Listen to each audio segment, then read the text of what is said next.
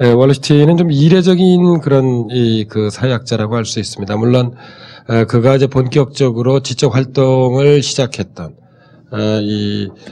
주로 60년대부터 시작이지만 그러나 이제 월러스틴이 세계적으로 널리 알려지게 된 것은 1978년 74년 오늘 다루게 될 이제 모던 월드 시스템, 그러니까 근대 세계 체제 1권을 발표하면서부터였습니다. 이 1권은 미국 사회학회에서 이제 주는 가장 큰 상이요. 소로킨 어워드라고 그래서 이 소로킨이라는 사회학자가 있었습니다. 그래서 그 소로킨을 기념하기 위해서 만든 상인데요. 미국 사회학회에서 주는 가장 큰 상입니다. 이 상을 75년도에 이 책이 발표된 이듬해에 받았습니다. 근데 여러분들 중에서 알고 계신 분들은 알고 계시겠습니다만 그 미국 사회학이라고 하는 것은 대단히 이제 과학적인 분석 방법을 중시하고요. 한 걸음 물러서서 보자면 상당히 좀 탈이념적 성격을 지금 가지고 있습니다. 그러나 오늘 이제 제가 강의를 통해서 여러분들께 말씀을 드리겠습니다만, 월러스틴은 대단히 지향적인 그 사회학자입니다. 한마디로 얘기하자면 월러스틴은 전형적인 비판 사회학자, 다시 말씀드리자면 이제 좌파 사회학자라고 할 수 있는데요. 따라서 이제 그의 저작에 그 미국 사회학회에서 이 상을 어떤 그런 줄 정도로 오늘 다루게 될 이 책은 대단히 문제적인 저작입니다. 임마누엘 월러스틴의 두 가지 특징을 좀 먼저 말씀을 좀 드려보자면요. 월러스틴은 이제 우리 사회학 분야에서 사회학과 역사학을 접목하는 역사 사회학을 다루는 사회학자입니다. 이건 우리 한국식 기준이기도 하고, 이제 주로 이제 미국 사회학에서 나누는 기준입니다만, 사회학을 크게, 이 미국 친구들은 거시와 미시로 분류합니다. 거시라고 하는 것은 이제 좀 분석 대상이 큰 것입니다. 대표적인 이제 거시 사회학이 역사 사회학 혹은 정치 사회학, 이런 것들이 아주 거시적인 어떤 그런 주제를 이루게 되는데요. 이 본인 스스로 어떤 자신이 추구하는 학문적 세계를 역사적 사회과학이라고 칭할 만큼 역사학과 사회학을 접목시키려고 노력을 많이 하고 있고요. 제가 여기에도 적었듯이 무엇보다도 마르크스주의와 프랑스의 아나락파의 이론적 책상에 기반해서 그의 필생의 연구 주제입니다. 우리가 지금 살아가고 있는 자본주의의 기원, 전개, 그리고 이제 미래를 경험적으로 이제 분석을 하려고 하는 것이 대단히 중요한 특징이라고 볼 수 있고요.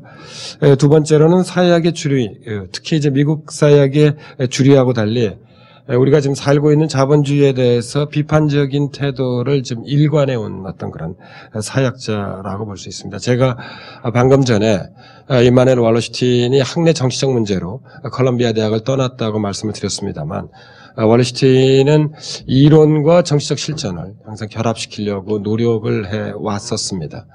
특히 60년대 후반에 일어난 68 혁명은 이 월러스틴의 어떤 지적, 그런 어떤 정치적 활동에 아주 지대한 영향을 미쳐왔습니다. 그래서 본인 스스로는 이러한 68혁명의 이론적 적자라고 생각했던 것으로 보이고요. 어떤 이런 68 그 세대의 어떤 문제의식을 더 지속적으로 좀 잊고자 노력했던 사람이라고 볼 수 있습니다. 월러스틴이 발표한 저작은 대단히 많습니다. 사실 우리가 오늘 다루게 될 것은 이제 그 중에 한 저작입니다. 그리고 이제 이 저작과 연관된 좀 문제들을 좀 검토해 보려고 하고 있는데요. 월러스틴 사회학은 이제 크게 세 부분으로 나눠 볼 수 있습니다. 첫 번째는 자본주의에 대한 역사 사회학입니다. 이게 사실 그의 가장 중요한 연구들이죠. 제가 오늘 책을 가지고 왔습니다만, 이 근대 세계 체제라고 그랬어요. 모던 월드 시스템이죠. 이 책을 74년에 이제 발표를 하는데요. 원래 이제 본인의 계획에 따른다고 한다면, 자기는 자본주의 역사에 대해서 4권의 책을 내겠다고, 처음에 책을 낼 때, 그 독자들에게 알립니다. 그래서, 잇따라 책을 내게 되죠. 1980년도에는 이제 2권을 내게 됩니다. 그리고 1989년에는 3권을 출간하는데요. 아직 4권은 출간하지 않았습니다. 4권을 내게 될지 안 내게 될지는 좀 지켜봐야 될 것 같습니다. 그래서 아주 대단히 독특한 접근 방법으로 이제까지 우리가 알고 있었던 것하고는 사뭇 방법론과 이론을 동원해서 자본주의의 역사적인 발전 과정을 분석하고 있고요. 두 번째로는 이런 자본주의의 어떤 정치 사회학입니다. 월러시티는 80년대에 들어와서 이른바 자본주의가 주로 이제 경제적 영역을 지칭한다고 한다면 이런 경제적 영역과 밀접하게 연관된 정치적 전략에 관한 책을 때로는 혼자 발표하기도 하고요. 때로는 자신의 동료들과 함께 발표하기도 합니다. 반체제 운동이라는 책을 자기 동료들하고 발표를 하고요. 그 다음에 자유주의 이후라는 책을 1996년도에 발표를 하게 됩니다. 그리고 1998년에는 이제 유토피스틱스 또는 21세기의 역사적 선택이라는 저작들을 통해서 이른바 자본주의에 대응하는 정치적 전략들에 대해서 검토를 하고요. 마지막에는 이제 사회학의 방법론, 이건 비단 사회학에 국한된 것은 아닙니다만 사회학에 대한 이제 이 방법론적인 저작들을 발표하는데요. 91년도에 발표된 사회과학으로부터의 탈피, unthinking이라는 표현을 쓰는데요. 이 저작도 대단히 중요하고요. 기본 아이디어는 제가 조금 이따 말씀 다시 드리겠습니다.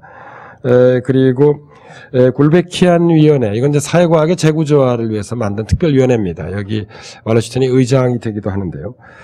이 굴베키안 위원회 의장으로서 사회과학의 개방이라고 하는 것을 동료들과 함께 발표하기도 하고요. 이 국제대학에서 월러시틴이 이 자신의 이론을 결산하는 강의를 열게 됩니다. 이것이 책으로 되어서 나왔는데요. 그것이 지금 마지막에 적혀 있는 월러시틴의 세계 체제 분석인데요. 월러시틴 이론에 대해서 좀 개설적인 내용을 필요로 하신 분들은 이 책을 권해드리고 싶습니다. 월러시틴이 보기엔 어떠냐면 사회 혹은 국가라고 하는 분석 단위라고 하는 것은 사회과학에서 사회학에서 적절한 어떤 그런 분석 단위가 아니라는 것입니다. 자기가 보기에는 월러시틴이 보기에는 우리가 분석할 수 있는 시스템은 오직 두 개만이 존재하는 것입니다.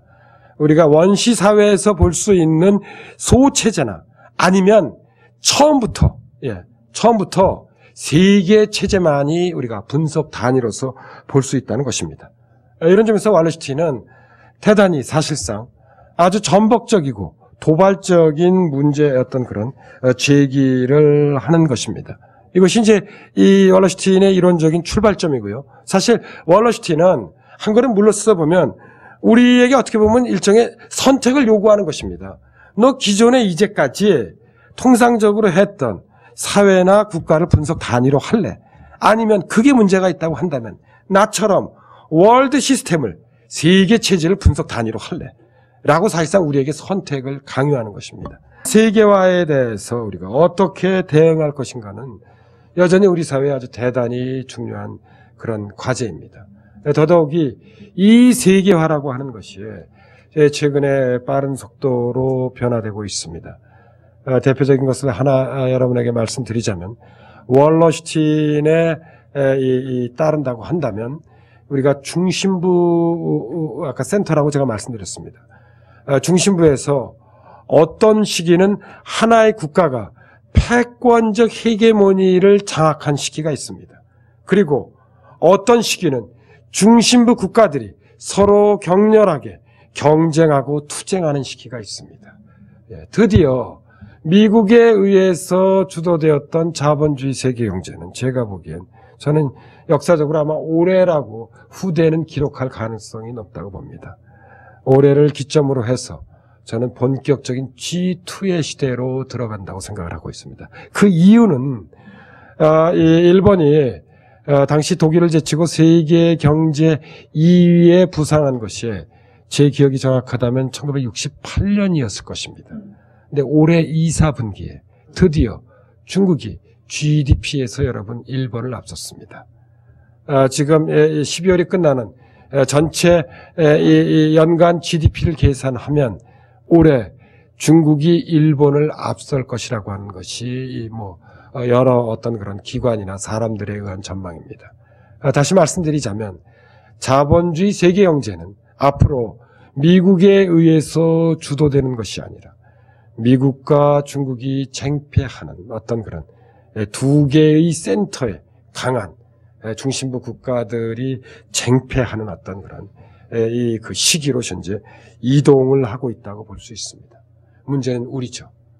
미국이든 중국이든 우리에겐 너무나 중요한 국가라고 하지 않을 수 없습니다. 이것은 경제적 측면 아니라 정치적 측면의 경우에서도 마찬가지입니다. 그래서 이럴 경우에서 우리가 과연 그렇다고 한다면 미국과 중국을 포함해서 어떤 세계화 전략을 추진할 것인가? 기회로서의 세계화가 가지고 있는 긍정적 부분을 넓히면서도 어떤 그런 위협이 혹은 위기로서의 세계화의 부정적 측면을 극소화해야 될 과제를 한국 사회는 안고 있습니다. 바로 이런 세계화에 대해서 우리가 오늘 검토했던 월러스틴의 세계 체제 이론은 어떤 포괄적이고 심층적인 이해는 물론 어떤 대응 전략을 모색할 것인가에 대해서 대단히 중요한 어떤 그런 사회학적 상상력과 통찰을 제공해 준다는 것이 제 생각입니다. 지금이 8시 55분입니다. 이것으로서 오늘 아무튼 일단 제 발표는 마치도록 하겠습니다. 감사합니다.